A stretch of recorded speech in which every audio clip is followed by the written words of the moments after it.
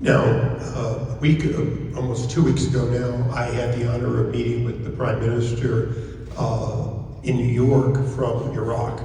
And I did so based on the Chaldean community saying, we need to have engagement and we need to have Iraq be a place in which the Chaldean community can, in fact, be proud and participate in a country they once lived in.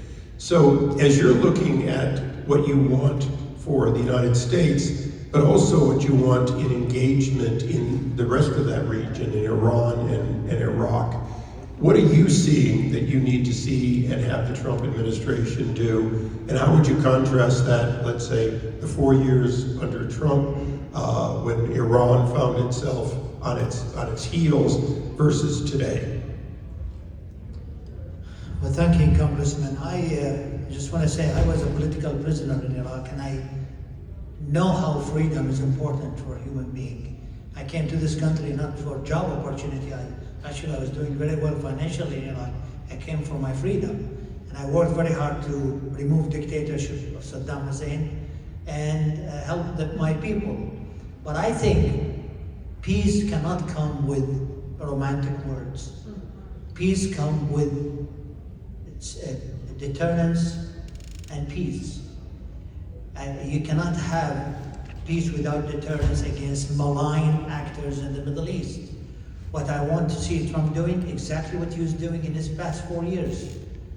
Keep Iran in the box.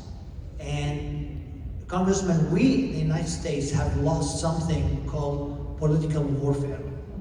Political warfare is a very strong arm of the US government which can stop our enemies without going into war.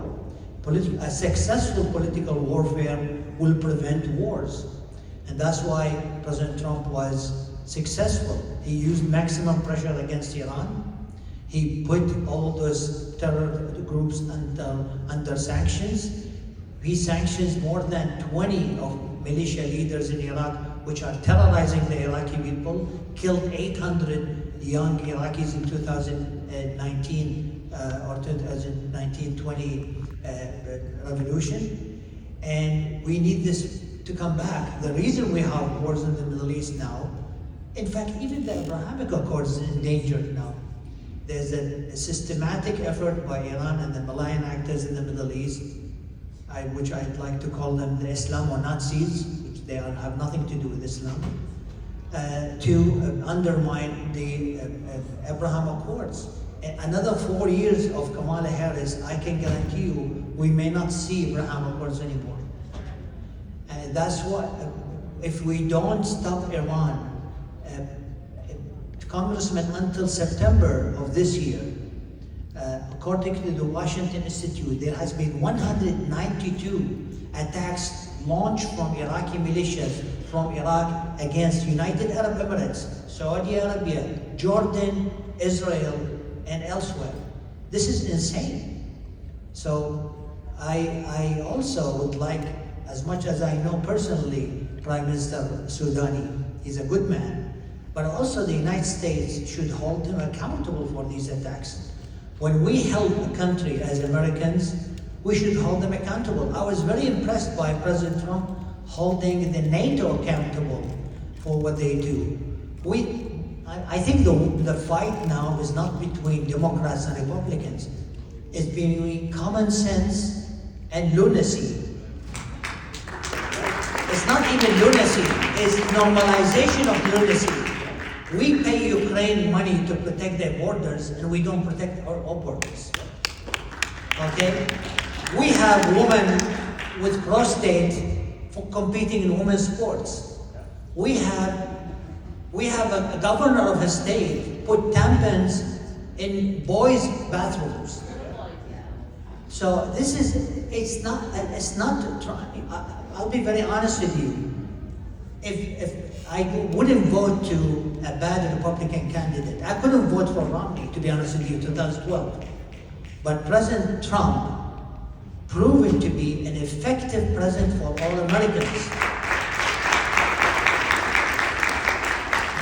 The previous panel talked about family values. We Middle Easterns, Muslims, Christians, we have the very conservative family values. Who would us accept his son to be taken without his knowledge and change his sex? There is a teacher in Fairfax County, where I live in Northern Virginia, who told a student of hers, I'm going to keep your pronoun, your new pronoun, and I'm going to teach you how to deceive your mom and dad. We have in Loudoun County, Northern Virginia, a revolution of parents against a boy who was wearing a skirt and raped 3 girls in their bathrooms. And the board of Loudoun County, education board, were covering up for him. So it's a common sense versus lunacy. President Reagan said that freedom is never more than one generation from extinction. I say freedom is no more than one election from distinction. I just want to see, and you understand, you're coming from the People's Republic of California. You know what losing freedom means, Congressman. Thank you. Although I was born and raised in Cleveland, and they're about to take back a big piece of that freedom with Senator Brown leaving, I'm going to just take a privilege and mention that one of the interesting things I took away from that meeting with Hamadi was the Prime Minister has a mandate to negotiate the withdrawal of U.S. combat troops from Iraq. He has made a decision. It's not a secret, but it's not widely understood. He's made it a secret that he cannot have that negotiation with this administration. And he is deliberately waiting, because he has enough technical time, till the next administration, so he can actually have the kind of agreement that allows exactly for what you were describing. The fact that Iraq needs help and will continue to need help fighting terrorism within Iraq. Some of it is ISIS, derivatives, and Al-Qaeda, and some of it comes from Iran. And in both cases, he needs that help.